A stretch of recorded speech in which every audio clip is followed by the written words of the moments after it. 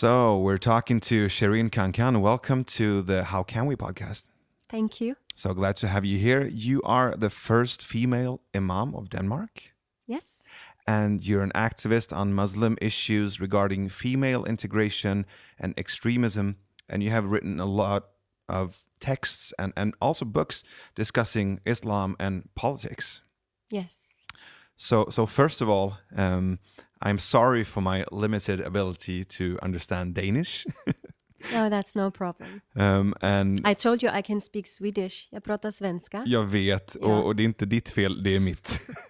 So, but also this invites people to listen to this on a global scale. And I think that the issues we will be addressing is relevant to a lot more people than in Sweden and Denmark. Yes. But first of all, how are you? Alhamdulillah, I'm fine. It's Eid al-Adha right now. It's the celebration within the Islamic tradition. So today I'm going to celebrate with my 4 children and my parents. We're going to celebrate it. And what kind of celebration is that? What do you do? Eid al-Adha is it's like a celebration that we do after the pilgrimage to Mecca. And actually the historical background behind this Eid al-Adha, Adha means the sacrifice. So it's referring to the story in the Quran where Ibrahim is told to sacrifice his son Ismail. And the same story can be found in the Old Testament. Right. It's where Abraham is asked to sacrifice Isaac. So it's almost the same story. And it's a very beautiful story about trust, about trusting God. Also when everything is absurd, because in this story, Allah tells Ibrahim that he will have a son who will be the father of a grand nation, the Muslims. And at the same time, he tells Ibrahim to sacrifice this very same son. So that's a paradox. And God does not lie. So how can that be? So the story is about all these paradoxes that we people meet in our lives, and having the willingness to trust God also when everything seems absurd, and also when we are really tested. And of course, this is a very extreme test that Allah is putting Ibrahim into. But he trusts God, and God sends an animal instead, and he sacrifices the animal. So I really like the story about paradoxes, because I think that paradoxes is a part of my life on so many different levels. And so being willing to trust when there's no hope, when there's no light. And I think that's very beautiful. And it also reminds me, actually of a Syrian woman that I saw on a poster when I was in Istanbul recently. I was in Istanbul giving a lecture, and I saw this exhibition with all these Syrian refugees who lost everything. And there was a specific woman who on this poster, she said that once I was in Syria and I had my family, my 4 children, my husband, my country, and she was a teacher. And she said, when I had all these things and my family with me, I never asked God, why me? And now when I lost everything, I do not ask Allah or God, why me? So this specific time reminds me always on this woman. It also gets me thinking on how we perceive messages and how we read, because what you're telling is a story that needs to be read in a metaphorical way. Yes. Right? Yes. So, but I would say that's a skill, to be able to read something and get the symbolic and metaphorical sense and not always act upon the literal idea. Yes, I agree. I do believe that the Quran should be read sometimes as a metaphor. There are a lot of stories in the Quran, and they're actually very useful if you are able to transfer them and use them metaphorically as symbols of something that can happen in your own life. So, for instance, when I give a khutbah in the Mariam Mosque, I always try to do it very personal. I try to make the things that are universal more concrete and personal. And I also believe that some of the verses in the Quran are universal, and some of them needs to be interpreted according to our times and our societies. Right. That's where the reform part comes in, right? Yes. Let's talk more about that. But first of all, I would love to give our listeners and our viewers a little bit of background to who you are.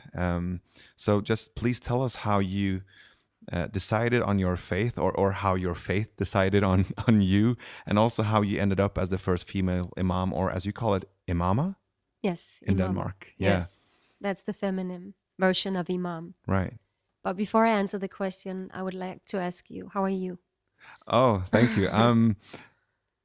I know good is not a good answer to that, but I feel kind of exhausted in my body, but very filled up spiritually, like after a good marathon. Yeah.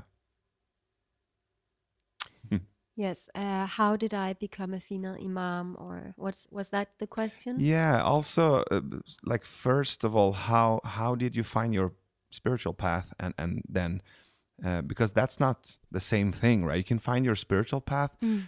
You can become a teacher, but also there's more to you than that. Like there's an activist part to you as well. Yes. I think that everything starts in the family. And I was brought up in a family with a Finnish immigrant mother and a father who is a political refugee from Syria. And they met each other in Denmark. My father, he was actually supposed to go to Sweden because his activist friends were in Sweden. But it was Christmas when he came in Denmark, in Copenhagen, and he saw all the Christmas lights. And he thought to himself that he wanted to stay a little bit there. And then he met my mother, and in the first period that he was in Denmark. And actually the first time he met her, he fell in love with her and he proposed to her. And she said, no, thank you. But they married a month later. And they're still married today. And I think that I was lucky because the family is truly a big lottery. You don't choose your family. You don't choose your parents. And it's 18 years of indoctrination, or something close to indoctrination, because even though we have parents that are very, like, they raise you very freely, they still form you somehow in their own picture. So I was lucky and I had a lot of freedom. And Are you a lonely child? no, I have a sister, Natalie. She's teaching at Berkeley University in San Francisco in Arabic language and literature. And I also had a brother, but unfortunately he died. So, but we are two girls, and I was brought up with a father who is a feminist in his actions, in his way of thinking, and he wasn't able to eat before all the women were eating around the table. So, and he also introduced me to a more spiritual approach to Islam. He was not a practicing Muslim in a very strict sense, so I never had a religious upbringing, like an Islamic religious upbringing. My mother was a Christian, or is a Christian, and my father is a Muslim. So I was actually brought up with both religions. And somehow, since I was a child, I was used to navigate between different religions, and it's so natural to me. So me choosing to become a Muslim, because that was a choice I made myself. Right, so you could easily become a Christian because your mother was a Christian, right? Yes, I had the right and the freedom to choose my religion. I wasn't baptized, so they decided that we should have the right to choose our religion. So I chose to be a Muslim. My father, he says, you are born as a Muslim, but I do believe that you are not a Muslim until you choose to be a Muslim, or you're not a Christian until you choose it. So like everything else in life, you need to choose your religion, like you choose your partner, or you choose to love someone. Or so I chose to be a Muslim when I was around 19 years old. I started to become more aware, and I started to study my religion. and decided that I would like to practice my religion. So it has been a spiritual journey. But what I wanted to say is that everything starts in the family, and if I haven't been met with the freedom and the trust and the encouragement in my home, I don't think I would be an imam today. Your mother used to call you, or might still call you, hyttinen, Yeah, growing up? You read my book? No, I found out from other texts. Okay. It's a Finnish word, yeah? Yeah, hyttinen, it means like a mosquito. Mm-hmm. And it was because I was very skinny. I was very thin. I had these long, skinny legs and arms. And I always went very fast everywhere. My father, he always said, slow down, put your feet on the ground. So they called me hyttinen, the whole family. So was your choosing of your path, was that haste as well, or did that take time? It took time, and I'm still on that journey. And I think that the creation of the Mariam Mosque has been 15 years under its way. I went to Syria. I did my thesis on Sufism and Islamic activism. I started to study Ibn Arabi under Riyad Atlaq. He's now a professor at Sorbonne. And slowly I started to wonder, what would it be like if we had mosques with female imams, or if the Grand Mufti was a woman? Because I was in the Abu Nur Mosque, which was the biggest center for Sunni Islamic activism in Syria. And the Grand Mufti was attending that mosque every Friday and attracted thousands of Muslims. And I remember I was sitting on the balcony and looking at him, listening to him, and thinking, what would it be like if he was a woman? So did you experience going to a mosque led by women before? No. Never? No. How many are there? There are actually quite a lot. There are, in China, they have female-led mosque with female imams since the 1820s. In US and Canada since 2005. In Germany, they have a very big, active environment. Many communities with female imams in Köln. Rabia Müller, she led the prayer for both men and women. Halima Krausen was elected to be the female imam in Hamburg. And in Münster, they have started the Center for Islamic Theology, where they educate a new generation of Muslim scholars with a Muslim background. They have several PhD students, 5 professors, and 800 Muslim students. And they're also educating a new generation of female imams. So it's actually, I'm not the pioneer on this, and there are a lot of female imams in the world today. So in Denmark, you are a pioneer, and I don't think I've heard of a female-led mosque in Scandinavia, right? No, I think it's the first women's mosque in Scandinavia, and maybe also in Europe. So are there any other imamas in Scandinavia? I haven't heard of any, but there might be some. It also depends how you defined an imam or an imama, because there are a lot of Muslim women who are active in the existing mosque communities, where they give lectures, where they teach, where they give Islamic spiritual care. And the Islamic spiritual care is actually the essence to me in being an imam. It's about guiding people, listening to people, serving your community. And there's a lot of Muslim women who do that every day in the existing mosque communities. So in that sense, they act as an imam because they serve the people and they give the Islamic spiritual care. They might also lead the prayer, I don't know, when they gather in only women's group. Right. But I haven't heard of a mosque with female imams. So what defines an imam then? Actually, it is being defined and practiced differently. An imam is a woman or a man who leads the prayer, gives the khutbah, conducts marriages, divorces. And the khutbah is what? The khutbah is the sermon before the Friday prayer. Right. It's also a person who gives the Islamic spiritual care. And what could that be? Is it being supportive, like a kind of therapeutic way? Yes.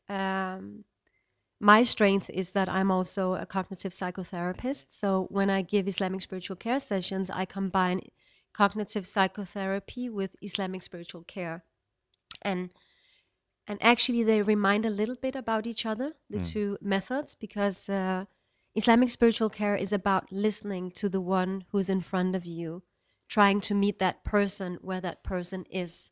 So if I sit in front of a Muslim who suffers, maybe she lost her child, or she has been subjected to violence, physical violence, mental violence, or rape, or maybe she's wondering whether to put on her scarf or take off the scarf, or it could be all kinds of existential questions or themes. Maybe she has a birth depression, or so there are so many different themes, and you listen to that person and you try to guide that person into helping her into finding her own answers and solutions to the existing dilemmas. And a lot of these issues can be hard for a man to even understand, right? It depends on what kind of man you are, but I do believe course. that there are many issues where women prefer to speak to a female imam instead of a male imam, especially if it's about if you're going through a divorce, or you lost a child, or birth depression, or subjected to mental violence, for instance. It could be nice to talk to a woman.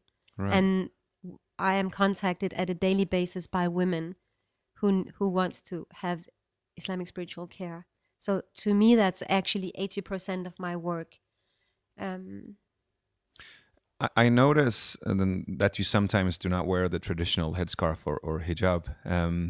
Could you tell us a little bit more about that choice and what kind of reactions you get from Muslims and non-Muslims? Actually, I do wear the scarf. The way I dress, it's my interpretation of the scarf. All right. And I read it as a metaphor. There are two verses in the Quran about the scarf. One is a specific verse related to the wives of the Prophet, and the other one is more of a universal character. And it says, "Oh, you believing woman, you should take your scarf and cover your chest." So, to me, the scarf is about sincerity towards your husband, towards your friends, towards your family, children, and God in the end. So it's about being sincere in the relationship that you find yourselves in. And Muslim women have different interpretation of modesty, of what it means to be a modest woman. And the way I dress is my interpretation of modesty.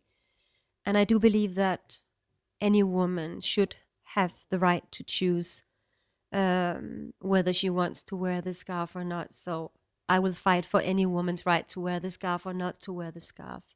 Right. And it's also stated clearly in the Declaration of Human Rights that Muslim women, or people in general, have the right to practice their religion. We have freedom of religion, and you have the right to practice your religion in the private sphere and in the public sphere. Right. And what kind of reactions do you get? Because as you said, you interpret this metaphorically, but not all people do. And also there's a lot of opinions from Yes. non-Muslims, of course. I remember when I started the Mariam Mosque, and it turned out that I was one of the female imams in the mosque. I didn't plan it. I didn't plan for myself to be the female imam. It just happened slowly because I started to do all the things that an imam does. And people pointed at me. So, but I remember in the beginning, I didn't tell my father, and I didn't tell my ex-husband, who was my husband at that time. I didn't tell the two men in my life that I was going to be the female imam in the Mariam Mosque. They both thought that I would be the woman behind the mosque, that I would do the spiritual care, but they didn't know that I would be one of the female imams. And I remember that my father, he called me, and he had a text message from one of his families in Syria. And because the news went worldwide within a second, and we didn't know that, we didn't thought that it would. So he called me and he said, "I just got a message from a family member in Syria, and he's writing to me that you are a female imam in the Mariam Mosque." And he was very shocked, and he said that this is impossible and you have to withdraw that title immediately. You cannot call yourself a female imam. Call yourself anything else. Call yourself a scholar, a murshidat, a prayer leader, an Islamic spiritual care person, but don't take the title Imam upon you. Because if you do, first of all, you have to wear the scarf all the time and not only when you pray or lead the prayer. And secondly, you have to memorize the Quran by heart in order to call yourself an Imam. So my father, who is a feminist, who all my life really supported me in everything, he was shivering and he was upset and he was scared. And I knew at that time that it was because he was worried.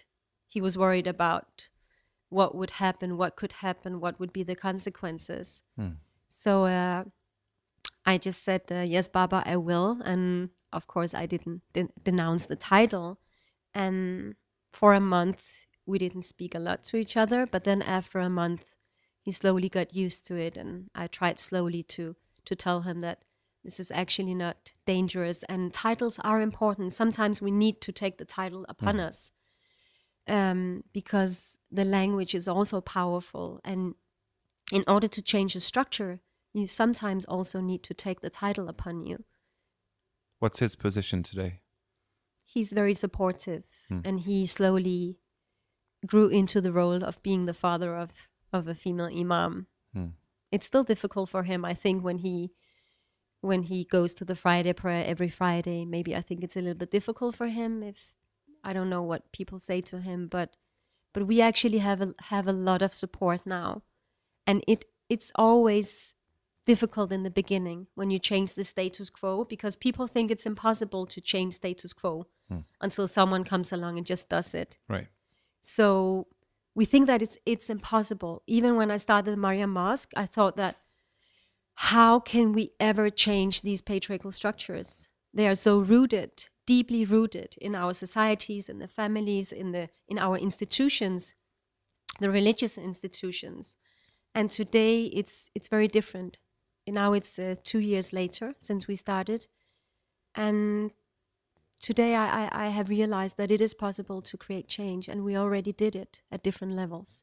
How do you handle yourself and what emotions and thoughts that come up when people are challenged or provoked by your interpretation of Islam or the Quran? Actually, I try not to focus on the opposition. I also try to be open to the opposition. So if the opposition is very rude or extreme, I do not focus on it. But I think it's also important to try to be open to the opposition and try to understand and validate where they come from and why they are against it. So, but when I speak about the Mariam Mosque, officially, I never focus on the opposition, because then it becomes more legitimate to oppose the Reformation. So I always try to focus on the support, because then it becomes more legitimate to support us. And we actually had the Grand Imam visiting the Mariam Mosque from Indonesia, from Jakarta. It's one of the third largest mosques in the world. And he came to the Mariam Mosque, he prayed there with a delegation, and he blessed the mosque. And he said that female imams is a blessing and necessary for the world. So I try to always take these examples and share these examples, these narratives and stories, because then slowly it becomes more normalized. And it's also important to remember that in the first house mosque in the Islamic civilization, women led the prayer for other women. Aisha led the prayer, Salama led the prayer. Those were the wives of the Prophet Muhammad. And after his death, they led the prayer in the first house mosque for other women. And there's also a narrative, it's called a hadith, written narratives of what we believe that the Prophet said and did. Right. There is a hadith story where the Prophet, he goes to another house mosque in Medina, and he asked a woman called Umaraka to lead the prayer for both men and women. Or there are discussions about whether it's both men and women, but everybody agrees that she led the prayer at least for women. So so there are at least 3 stories about women who led the prayer at the time of the Prophet in Medina. So what happened to our world? What has happened? How come that we have normalized these patriarchal structures and readings of Islam? I think there are different reasons. First of all, when the second caliph came to power, Omar, he forbade women to lead the prayer for other women. So what time is this? It's after the death of the Prophet. He was the second caliph. So like Abu Bakr, I think he was 3 years in power. Yeah. So what year, do you know? It was, I don't remember the year right now. But we are in 600 something. Okay, right. So that's good. Mm-hmm. So, yeah, because Abu Bakr was 3 years in power, and then Omar came as the second caliph. And I think he was 10 years in power. And then he institutionalized the existing house mosques in Medina. And in that process of institutionalizing the house mosque, he forbade women to lead the prayer. Was it that easy to just change something so fundamental? I think that's not the only factor, but it was an important factor. Yeah. Because it changed the tradition and made it more patriarchal, even at that time. Because the Prophet allowed it, the Prophet blessed a woman and asked her and encouraged her to lead the prayer for her household because she was the most excellent in reciting, and she was knowledgeable within Islam. So a friend of mine who's been on this podcast as well, who's a well-read man, he has like similar theories about the Bible. So there's a lot of female characters and like heroic characters in the Bible, and also pages that are basically ripped out, and there's this small fraction of the Bible, of the scriptures left, and you can see that there's a real lack of powerful women, but you can sense that there's been a few or a bunch that have been excluded. So there's a similar story. Yes, I mean, all religions are patriarchal in their structure. So it's not only Islam, it's a universal problem that most religions are patriarchal. And we have normalized these patriarchal structures. And of course, it's up to us to change it. So men and women have to challenge these structures sooner or later. And it is happening all over the world. Still within Catholicism, they don't have female leaders. So as a feminist, because I've been talking to the leader of the feminist party in Sweden here as well, Gudrun Schyman, I asked her, because I really, as a man, as a father to a girl, I really need to understand this. And I know it's a complex issue, because I don't think the patriarchy is a conspiracy. It's not a bunch of men meeting and trying to keep women out. It's not intentional, but there's patterns, right? And I have a small theory, if you'd like to talk to me about that, that it's based on some kind of lack of knowledge. Not only knowledge, but also on an existential level.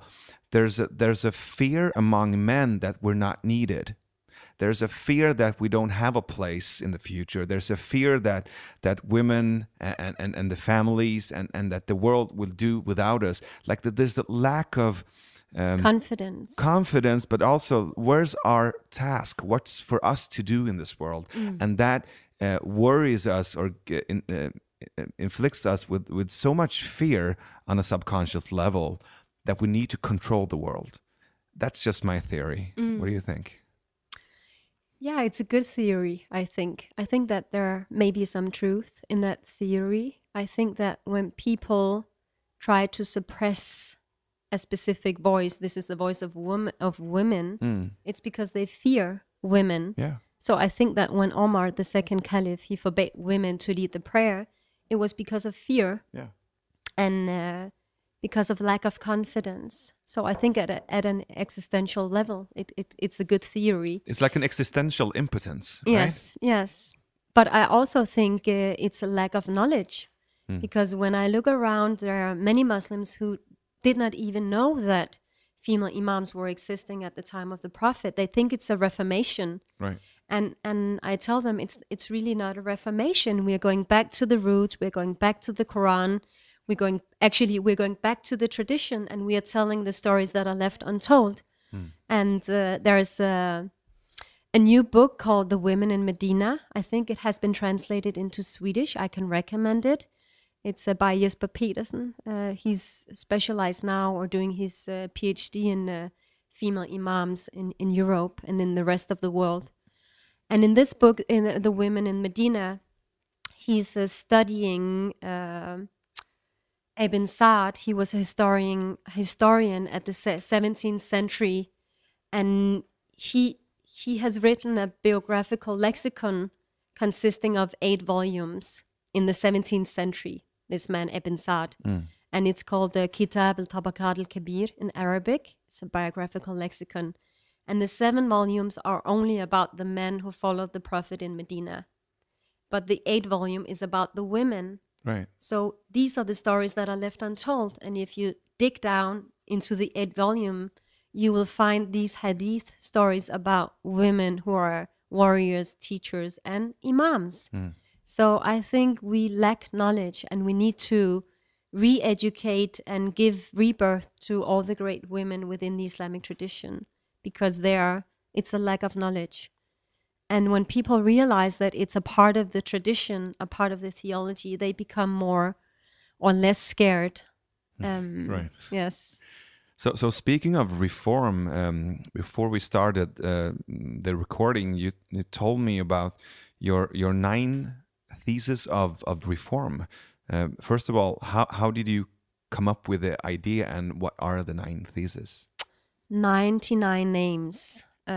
Within the Islamic tradition, we say that Allah has 99 attributes or adjectives. And so I think that there's something magical about the 9. You could also maybe think about Martin Luther's 9 theses, but Martin Luther is actually not a role model to me, because one of his last books before he died was a very anti-Semitic book about it was called About the Jews and Their Lies, and he also wrote a book against the Turks, which was a metaphor for the Muslims. Right. So Martin Luther, who is the great icon of Reformation in the West, just before he died, he actually laid the ideological fundament for anti-Semitism. So he's not a role model to me. But the 9 theses of reform are based on the activism that we do right now in the Mariam Mosque, and the activism that we would like to do in the future. So it's actually not it's something which is very concrete. And the first thesis is women's right to act as female imams. And we already implemented that in Denmark. We started a mosque, and we have female imams who lead the prayer for women, and they give the khutbah. The second thesis is the right for Muslim women to have Islamic divorce. And actually today in Denmark, Sweden, and in the rest of the world, women do not even have the basic right of Islamic divorce in many places, because Muslim communities have not made the fusion yet between the existing European law and Islamic guidance. So we believe that you should make that fusion. So when you are divorced according to Danish law or Swedish law, you should automatically be divorced according to Islamic guidance. But unfortunately, this is not existing right now, only in a very few mosque communities. So we have constructed a new Islamic marriage contract in the Mariam Mosque where women have the right to divorce. So it's implemented. She has the right. And unfortunately, we have a lot of cases with women, and it's increasing, who are subjected to mental violence, physical violence, and they are trapped in a religious marriage. They are divorced according to Danish law, but they are trapped psychologically, religiously in an Islamic marriage because the husband refuses to divorce her. And to me, that's really absurd that we still today in 2018 do not have the basic right for Islamic divorce. So as a Muslim leader, as a spiritual leader, as an imam, you have the right. I mean, you are obligated to give women and men the same rights. And you should either make the fusion between Danish law or an Islamic guidance, or you should give women the right to divorce in the marriage contract so there won't be any mistakes. But isn't this also a case and a responsibility for the Danish government to act upon? I think it would be very easy for them, because right now we are applying to become a new Islamic faith community in Denmark. And we have to live up to certain conditions. And they could easily say that in order for you to be a new Islamic faith community, you should give women equal rights to men. Of course. But they don't. So this is also something that we work for. And in the Mariam Mosque, we give Muslim women divorce, and we are proud to do it. And we want to standardize our practice, and we want to encourage all Muslim leaders, not only in Denmark, but in the world, to change the marriage contract and give women their basic right of divorce, which is an Islamic principle that they took out of the contract. So we have so many practices that we have normalized that are patriarchal, that are not rooted in Islam. The third thesis is a little bit controversial, but it's Muslim women's right to marry whoever they want to marry. And that should also be a basic human right. Unfortunately, today we have a situation where Muslim men can marry non-Muslims, but Muslim women are not able to marry non-Muslims.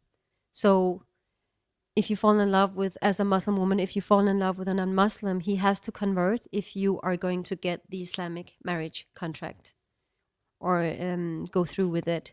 So in the Mariam Mosque, we do interfaith marriages, and because it's very rare still and people do not know about it, or that there are different imams, different places in the world who does it, but it's not very, it hasn't been normalized yet. Is that only radical in the Muslim community, or also in the Christian community? I think that it happens within also other religions, not only within Islam. I mean, do you get a lot of protests from the Christian community for this as well? Yes. Yeah. No, we don't. Okay. Yes. What do you mean? I didn't understand the question. Sorry. No, I'm because the interfaith marriage principle affects both the Muslim and the Christian community. Yes. And you say this is kind of controversial or very controversial? It's controversial among Muslims. Yeah. Because today the practice is that you need to convert as a Christian man in order to marry a Muslim woman.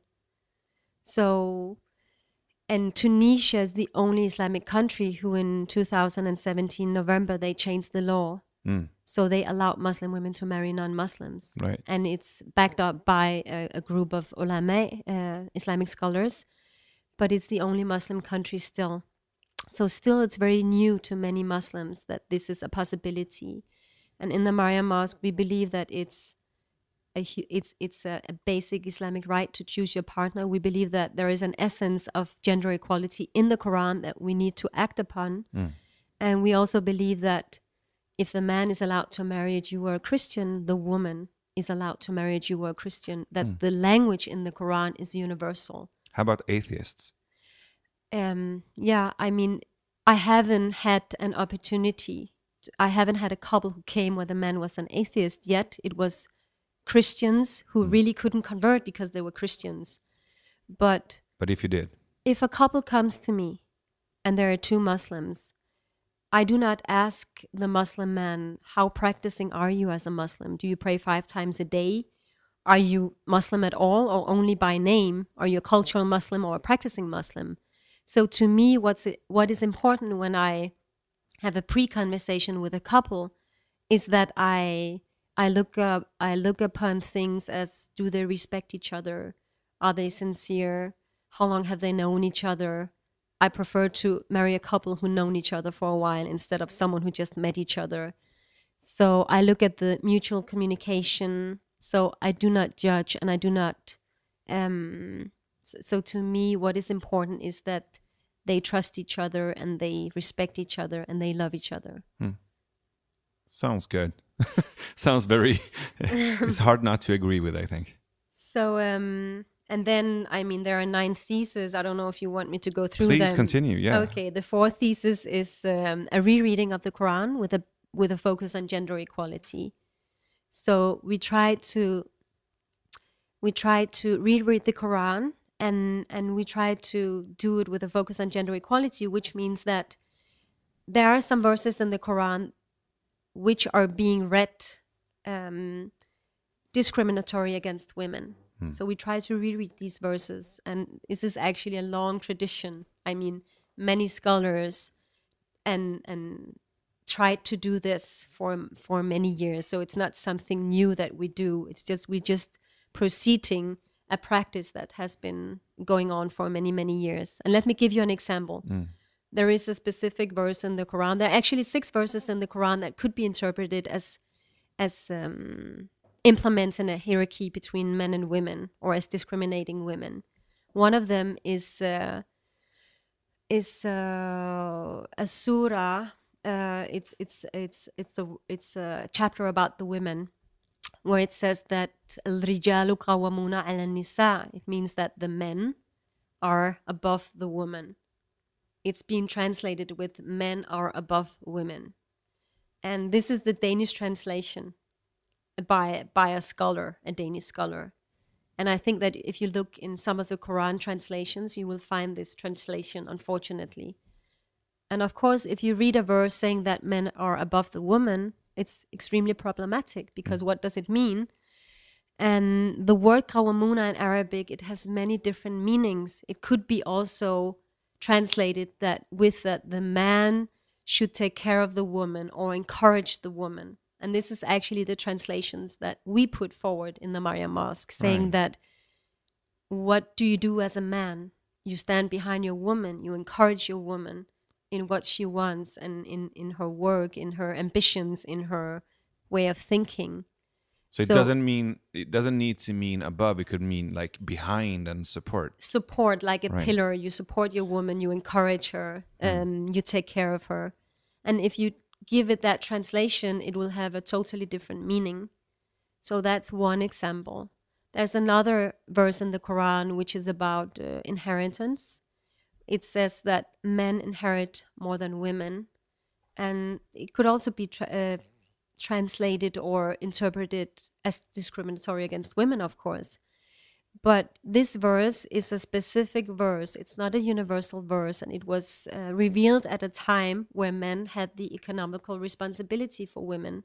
Right. But today it's very different. So it's problematic, any text that is that old to interpret that literally, because society has changed. Yeah, right?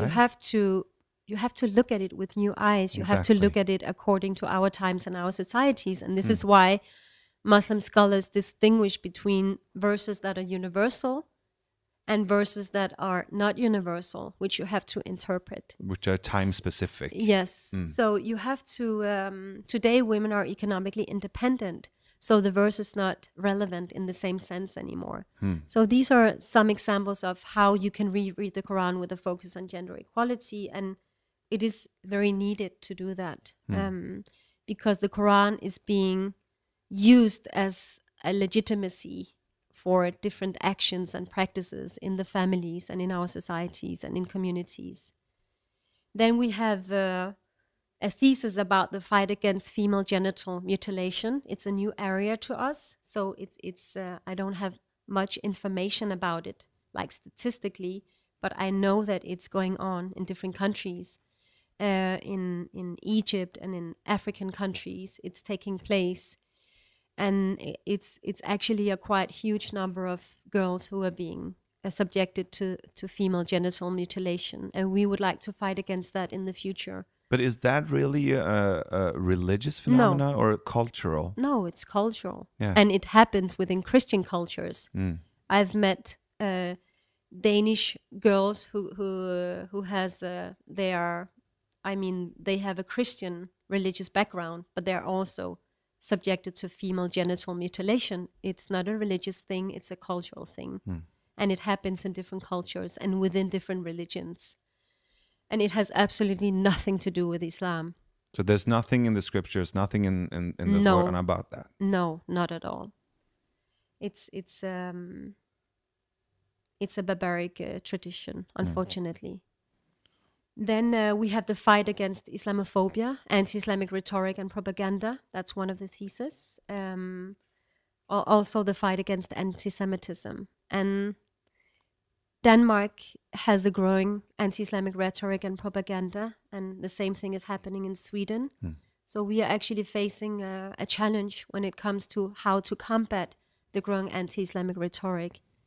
And this is something that it's one of our pillars in the Mariam Mosque. And the fact that we went worldwide gives us a great opportunity to fight the growing anti-Islamic rhetoric and propaganda, because we try to write new narratives and we try to change these existing narratives about what Islam is.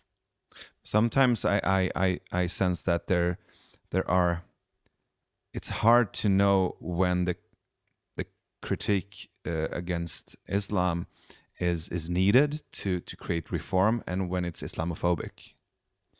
Can you recognize that notion?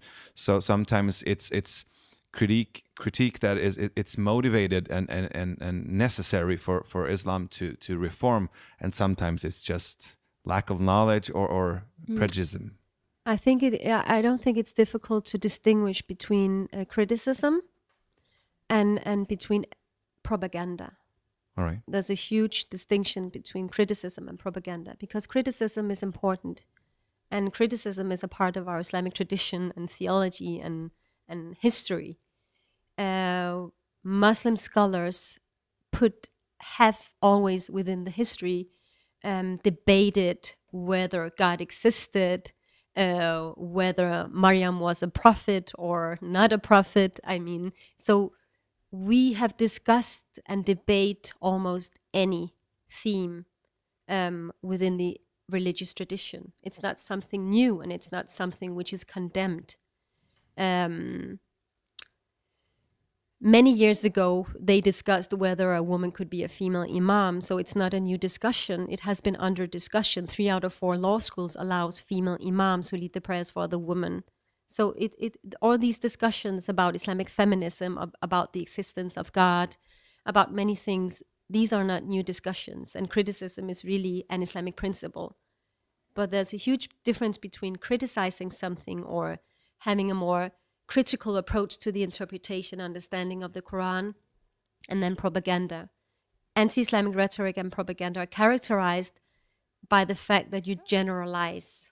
So when you generalize a group of people or give them very distinctive negative characteristics, this has nothing to do with criticism. This is propaganda. Right.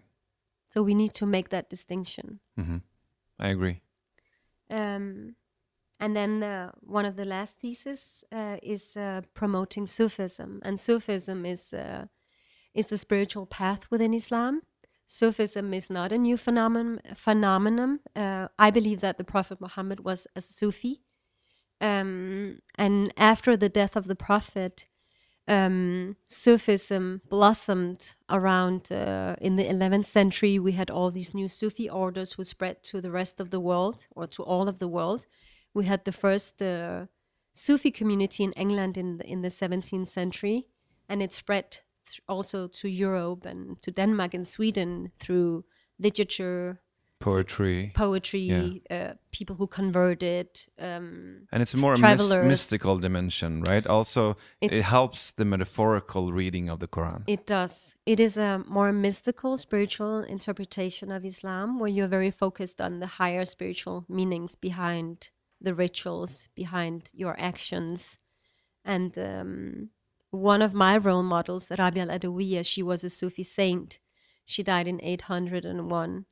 She was one of the women who laid the fundament for Sufism, that kind of Sufism that later on became more institutionalized. So how are these 9 theses perceived? Because I reckon that you are talking about them and spreading them. We are already practicing many of the theses. Yeah. And I do believe in that we have to put our words into actions, because we can have a lot of conferences and talk a lot about reform, but things will stay the same until we act upon them. So, and I do believe it is possible, and I can see that it's possible to change the narrative.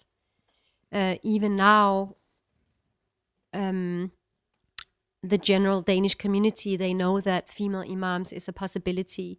So it's hard to hold on to the narrative that Islam is a barbaric, female suppressive religion when they can see women taking the lead and creating a mosque and disseminating more spiritual readings of the Quran with a focus on gender equality. You cannot hold on to the narrative that it's a suppressive religion when you can see women liberating themselves through the religion, with religion as the tool. I know that besides the Mariam Mosque and also your passion for reform, you also have another baby, the Exit Circle. Could you just shortly tell us about that? And then I think we need some time to talk about the politics and what's happening in Sweden and Denmark and in the Scandinavian societies as well. Yes. In 2014, I established an NGO called the Exit Circle against mental violence, emotional abuse, and social control.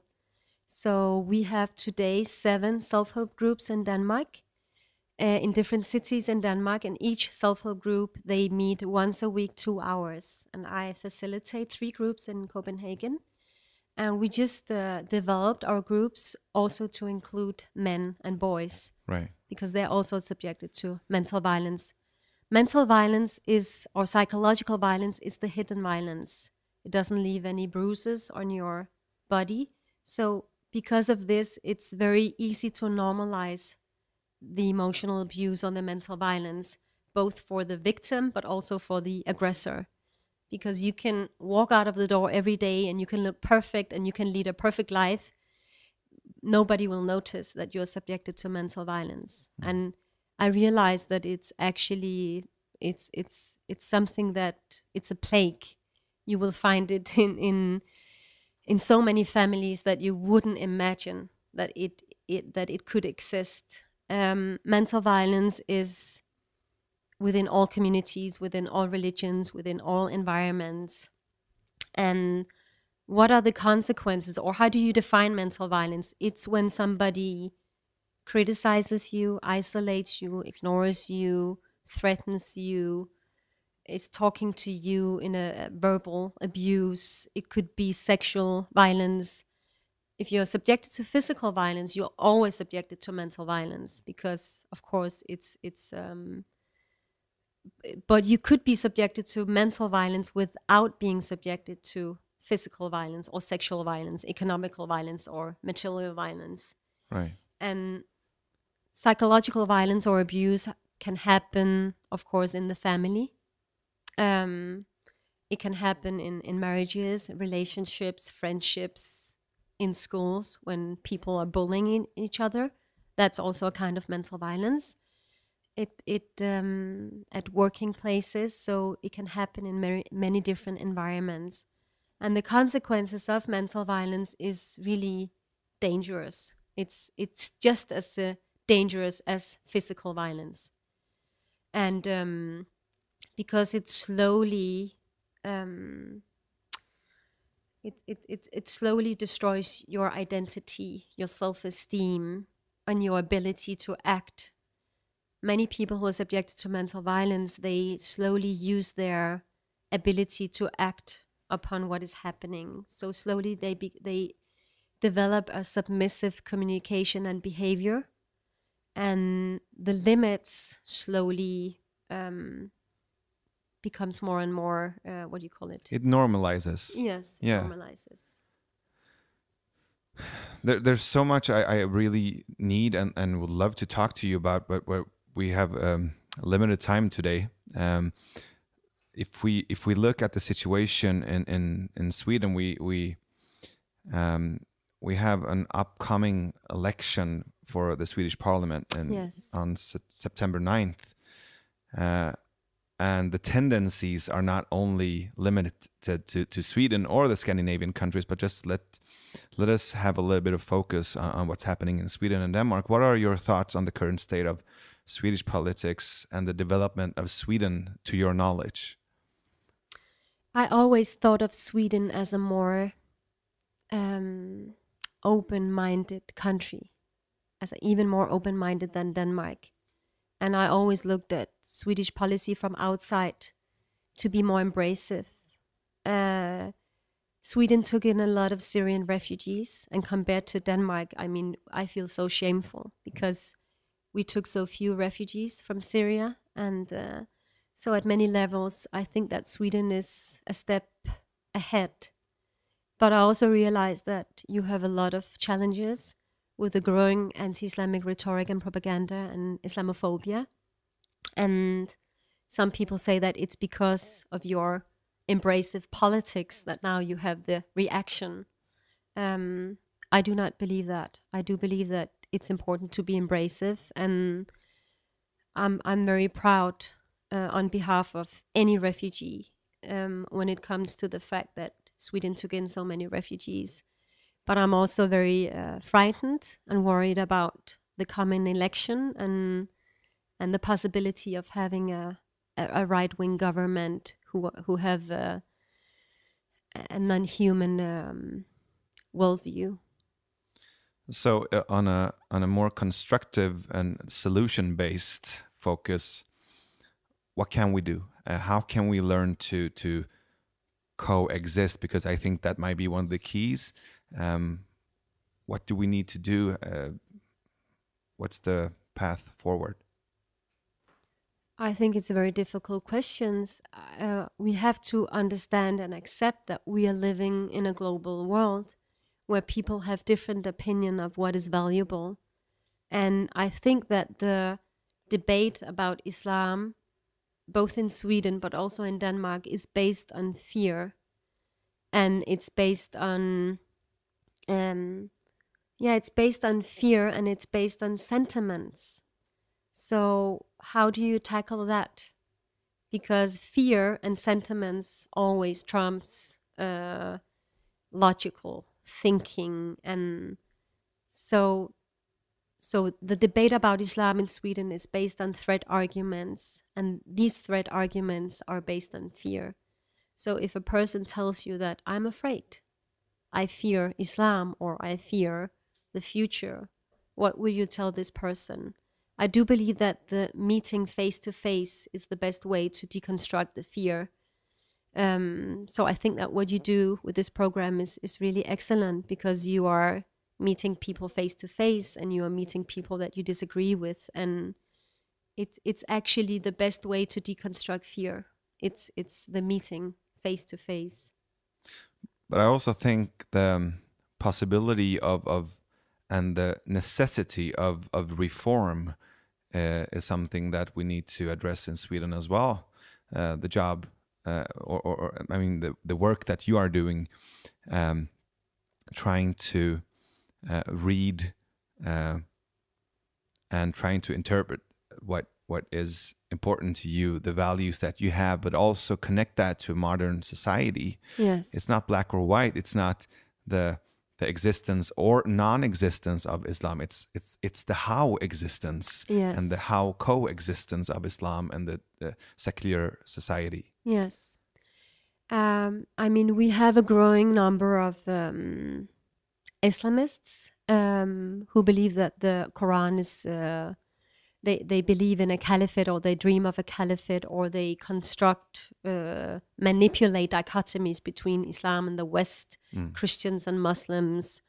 And I think it's very important within the Muslim communities to challenge any manipulated dichotomy. This is something that we have to do. Right. And we can do it at different levels. I do believe that the future belongs to women, in the sense that we need a new generation of educated female imams in the West who can challenge the patriarchal structures within religious institutions, who can challenge the patriarchal readings of Islam that affects our societies. But we also in need of men who can join that revolt.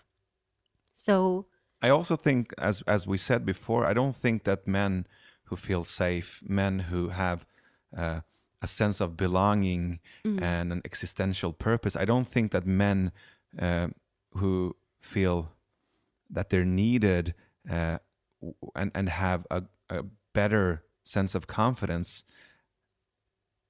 I don't think they have the same fears and the same need of control. Yeah, I agree with you. And it's really one of the most important thing as a leader is to include your minorities. So if you don't feel at home, if you don't feel safe, if you don't feel as you are a part of the community, I mean, there is a tendency that you can become very lonely and of course dangerous, because you have nothing to lose. Everybody wants to be a part of a community. Everybody wants to be a part of a safe family. It's an essential need in every human being. So we have to find a way to include our minorities, and the way we speak about our minorities is extremely important. Like when we had the last Eid al-Fitr, not Eid al-Adha, but the other Eid after Ramadan, the English Prime Minister, she went out and she gave a talk to the Muslim community in Britain. And she said that I'm very proud of you and you contribute so well to our country. And she spoke of them as they were a part of this community. Right. She said, we need you and we trust you and you are part of us.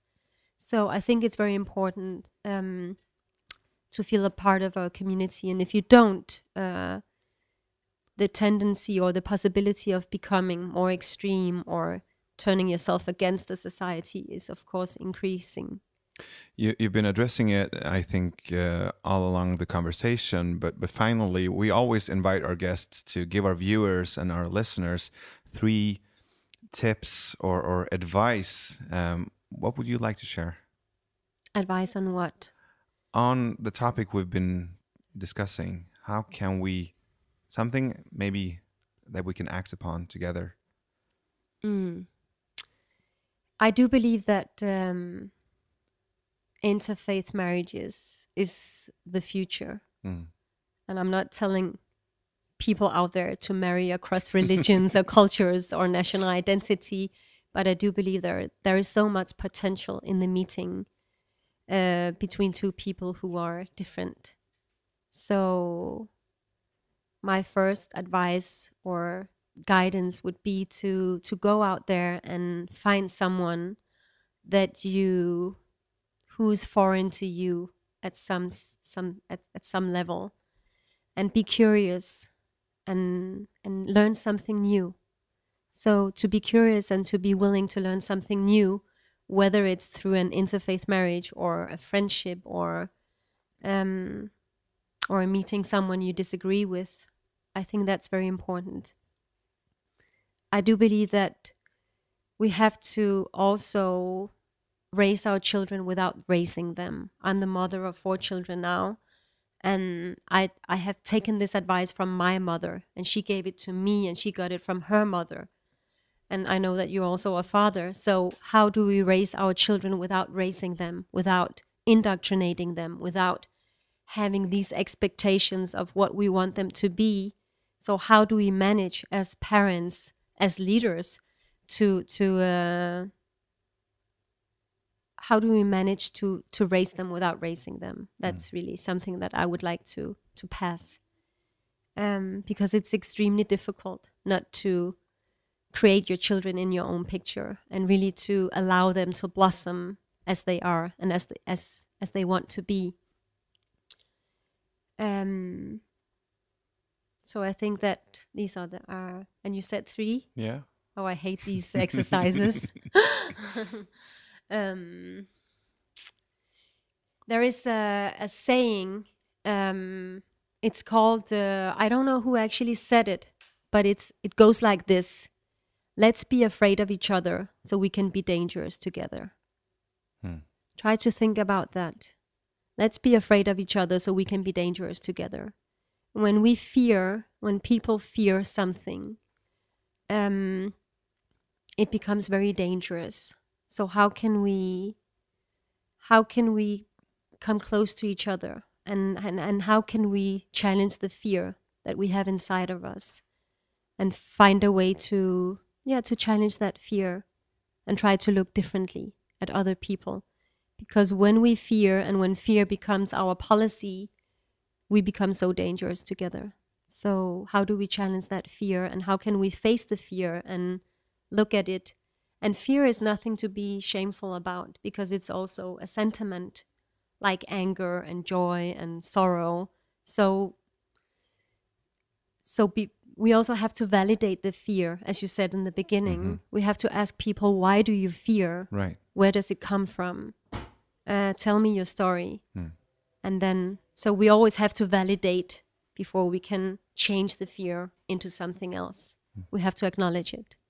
Speaking like a true Sufi. Yeah. Finally, who would you like us to invite to the podcast? Next time? If I could choose any person in the world? For sure. I think you should invite... let me see. It's difficult. Maybe Emma Holten. She's a feminist, a Danish female feminist. And why? Because I think that she really... she changed things through her activism, and she showed how it's possible to change a structure. Actually, I don't know if you heard about her. No. Some years ago, it's actually quite some years ago now, but some pictures were taken by her. It was her boyfriend at that time who took some pictures of her. It was a private setting. And then the pictures were shown to the world. It's revenge porn.